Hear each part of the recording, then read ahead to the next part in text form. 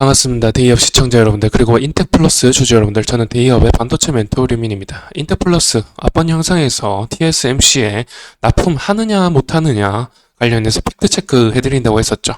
일단 콜테스트 관련된 기사들이 다 내려갔죠. 그런 부분들이 일단은 IR팀에서 다 내려달라고 요청을 했다고 하고요. 그리고 이제 팩트 체크라고 한다면 이제 TSMC 관련해서 내용들 확인시켜 드린다고 했었는데, 그 부분도 다 확인을 했습니다. 영상 계속 보신다면은 이제 결론을 얻어가실 수 있을 것 같고요. 먼저 일단 전화를 걸었다는 부분부터 좀 확인시켜 드리고 시작해 보도록 하겠습니다. 네, 인텍플러스입니다. 네, 안녕하세요. 뭐 좀 여쭤보려고 하는데요. 인텍플러스에 제가 직접 이렇게 전화를 해가지고 팩트체크 해드린다고 했던 부분들 있죠. 모두 팩트체크를 했고요. 일단은 결론적으로 말씀을 드리면은 이 TSMC에서 콜테스트가 마쳤다고 하고요. 콜테스트 관련해서는 연초부터 이슈가 있었죠. 이 인텍플러스 투자하신 분들께서는 아무래도 이런 이슈가 있기 때문에 투자를 하셨다라고 생각이 드는데요. 그래서 이런 후속 보도가 뜨기를 고대하셨으리라 생각이 듭니다. 자, 그 내용을 한번 보시게 되면은 제가 인텍플러스 앞번 영상에서도 말씀을 드렸지만 플립칩 관련된 제품, 그러니까 DDR5죠. 삼성을 고객사로 두고 있고, 그리고 여기 아래에 보시면은 지금 최근에 HBM 투자로 1조 이상 투자를 해가지고 기술 개발에 힘쓰고 있다라고 해야죠. 그런데 지금 TSMC의 검사 장비, 외관 검사 장비가 납품되는 것을 봤을 때 일단은 TSMC 자체가 파운드리로서 AI 반도체뿐만 아니라 여러 전공정 발주사가 있습니다. 엔비디아라든지 인텔이라든지 구글이라든지 여러 발주사들이 있는데요. 그 반도체 칩을 만드는 데 있어서 적합한 검사 장비다라고 보시면 되겠고, 검사 장비 여러 종류가 있습니다. HBM을 검사할 수 있는 장비, DDR을 검사할 수 있는 장비, AI 반도체 칩 중에서도 여러 가지 종류가 있기 때문에 이 검사 장비라는 것은 어떤 제품, 특정한 제품을 위해서 검사할 수 있고, 그 외에는 검사하기 힘든 부분이 있거든요. 그래서 기술 개발을 계속 하는 것이고, 검사 장비 개발도 계속되는 것이고, 패키지 업체들도 마찬가지죠. 패키지 방식이 원체 많다 보니까 그런 패키지 방식도 계속해서 개발이 되고 이루어지고 있죠. 그런 부분에 있어서 TSMC는 이 패키지 부분에서도 세계 1인자 노릇을 하고 있는 업체죠. 그렇다 보니까 이 TSMC에 납품을 한다는 이슈 자체가 굉장히 큰 호재성 이슈가 되고요. 그런 와중에 바로 이런 보도가 나왔어가지고 이제 상한가 유지하고 있는데, 지금 상한가 유지하는 걸로 봐서는 상한가 자체도 좀 깨지기 힘들어 보이거든요. 제가 간혹 가다가 이런 창을 보여드리면서 상한가가 깨지나 안 깨지나 이런 것들을 좀 유추해 볼 수 있다라고 말씀을 드렸었는데, 지금 인텍플러스 가격을 보시면은 상한가죠. 27,750원 상한가 유지해주고 있는데, 아래 매수 현황을 보시게 되면 지금 27,750원에 매수를 걸어놓은 계좌 수만 해도 1000개가 넘는 것 같습니다. 1000개가 넘고요. 그리고 무려 한 계좌에서 41만 5천 주를 매수 체결 예약을 해놨습니다. 그 이하로 수많은 계좌들이 매수 체결 예약을 해놓았죠. 이런 부분들을 근거로 봤을 때 상한가가 깨지지 않을 가능성이 매우 높고요. 그리고 좀 이따가 제가 기술적인 분석을 해드릴 텐데, 이제 내일부터는 좀 문제가 되는 것이 매물대 소화 능력이죠. 얼마나 이슈가 강하냐라는 것이 바로 내일 나타날 것으로 보이는데, 제 생각에는 이런 이슈는 내일도 상한가 갈 것 같기는 합니다. 그런데 깨지냐 안 깨지냐라는 것은 이제 다른 문제죠. 아무래도 매물대 있는 구간으로 들어갔기 때문에 내일 주가 굉장히 추이가 궁금해지는데요. 자, 우선 기술적인 분석은 뒤로 미루고요. 아까 말씀드리다가 만 부분, 바로 팩트 체크 부분이죠.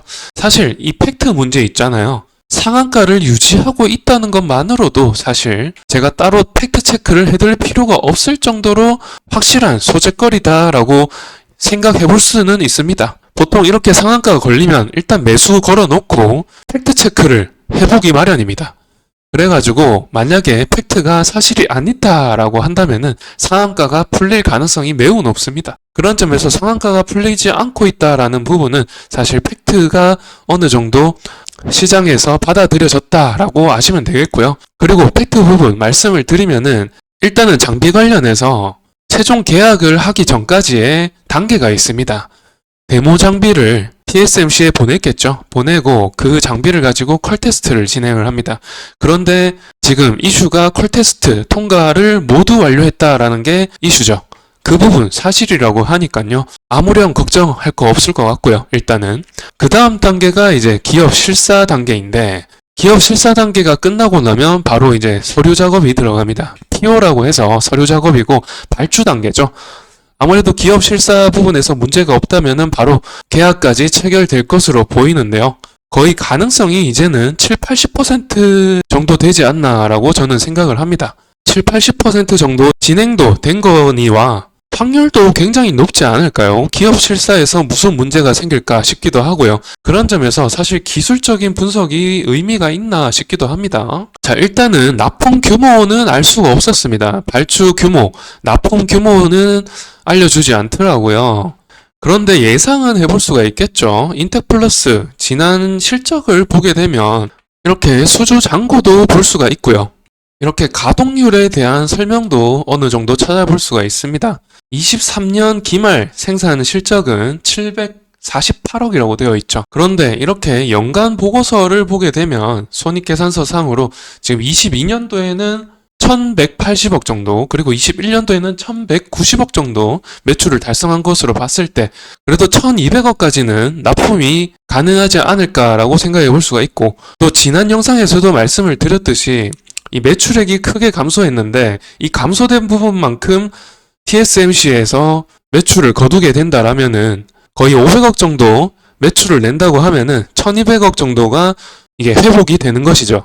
그렇게 회복이 된다라고 봤을 때 이 파이프라인으로 보게 되면 지금 1200억 정도, 최고 1200억 정도 달성을 했을 때 시점과 지금의 시점, 시가총액 차이를 보게 되면 지금 하얀 선이 시가총액입니다. 시가총액이 거의 4300억에서 3600억으로 떨어진 거죠. 그래서 일단은 매출이 회복이 된다라고 봤을 때 1200억까지 회복이 된다라고 봤을 때 4300억까지는 시가총액이 올라갈 수 있다, 이렇게 생각이 들고요.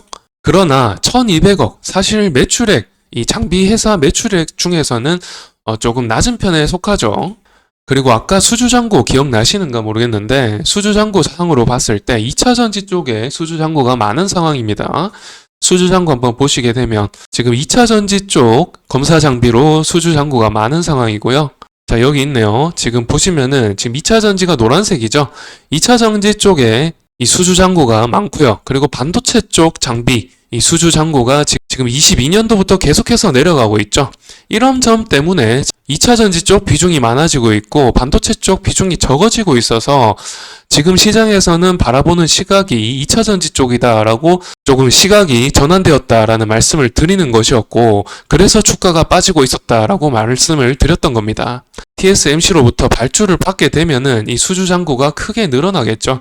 거의 저는 제가 봤을 때 500억 정도의 수주를 하지 않을까 생각이 됩니다. 그리고 이 시점에서 사실 주가가 크게 더 많이 오르려면은 일단 캐파 증설 이슈도 있어야 될 것 같다는 생각을 해봅니다. 그래서 제가 이렇게 검색을 해보았는데 인텍플러스 지금 증설 현황을 보기 위해서 검색을 해봤습니다만은 일단 1년 안에는 캐파 증설 소식이 없는 것 같고요. 아까 보셨다시피 22년도쯤에 생산 캐파 능력을 2배 확대했다라고 되어 있죠.